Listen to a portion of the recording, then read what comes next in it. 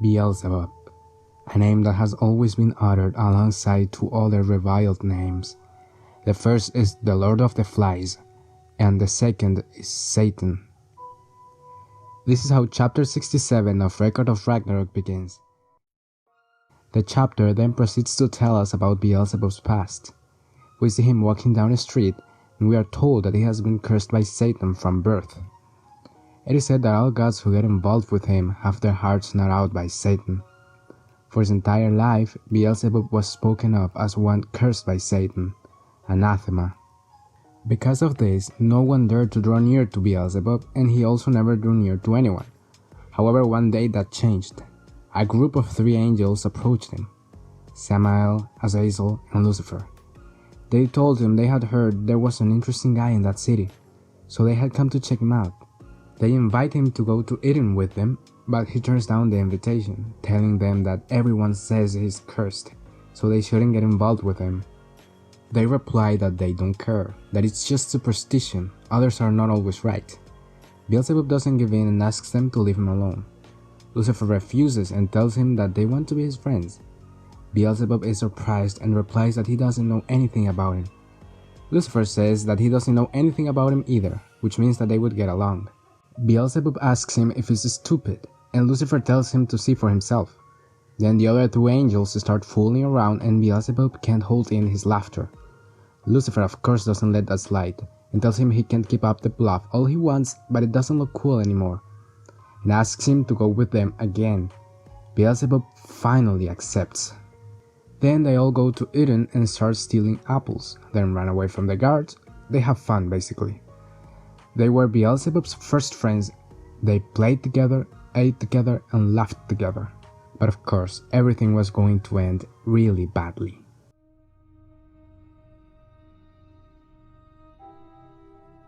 One day at sunrise, Beelzebub woke up covered in blood.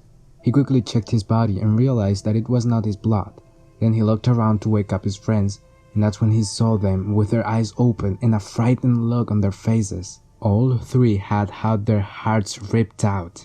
Beelzebub cried out in horror at the sight of his dead friends.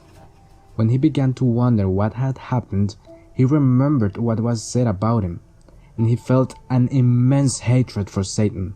He made killing Satan his reason for living. From then on, Beelzebub abandoned everything to research Satan's true identity.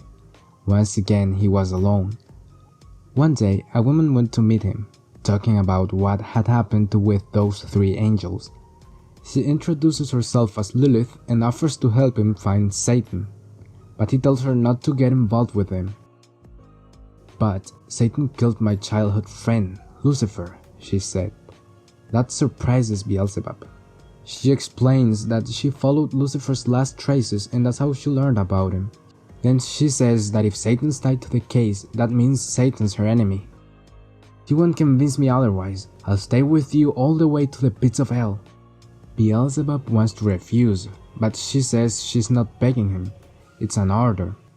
He sighs and says that she's so forceful, just like Lucifer. Then the 2 begin to search together for clues to Satan's identity.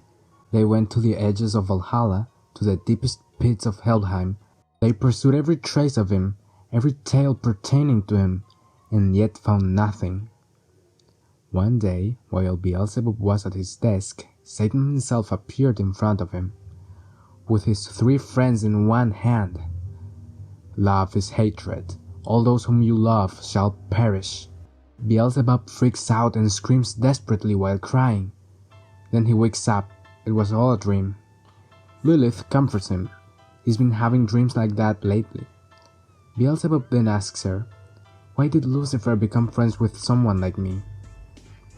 She replies that Lucifer was warm to everyone he met, but in spite of that, he hated being alone, which made it hard for him to ignore other lonely people.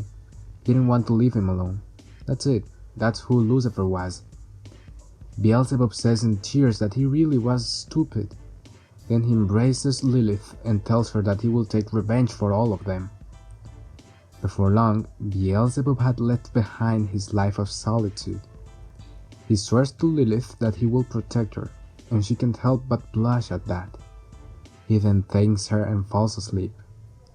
And thus, after spending so much time in search of Satan, Beelzebub finally came upon the truth. He wakes up and finds himself piercing through Lilith. He's shocked by the horrifying reality in front of his eyes. When his love reached its utmost peak, Beelzebub would destroy those he loved. It is called the demonic destroyer. Lilith is thankful that he's back to normal. Beelzebub realizes that it was him all along. Satan is him. Satan was always within himself. He wants to help Lilith, but he doesn't know what to do. It's already too late. She takes his hand and tells him that the time she spent with him made her happy. Their quest for revenge was over. She now knew Lucifer wasn't angry with him either. He doesn't accept that. He tells her that he can never forgive himself. But she tells him that she loves him, so she forgives him for everything. For our sakes, live. That's my last and final order to you. Those were Lilith's final words. Beelzebub then starts crying and asks her to please not leave him all alone. Thus, the vengeful spirit which had provided Beelzebub's foundation lost its fire and Beelzebub crumbled. Finally, we see Beelzebub in a room, muttering a wish. Quickly, please kill me, as brutally and as hideously as you can. All this while the figures of his friends were tormenting him.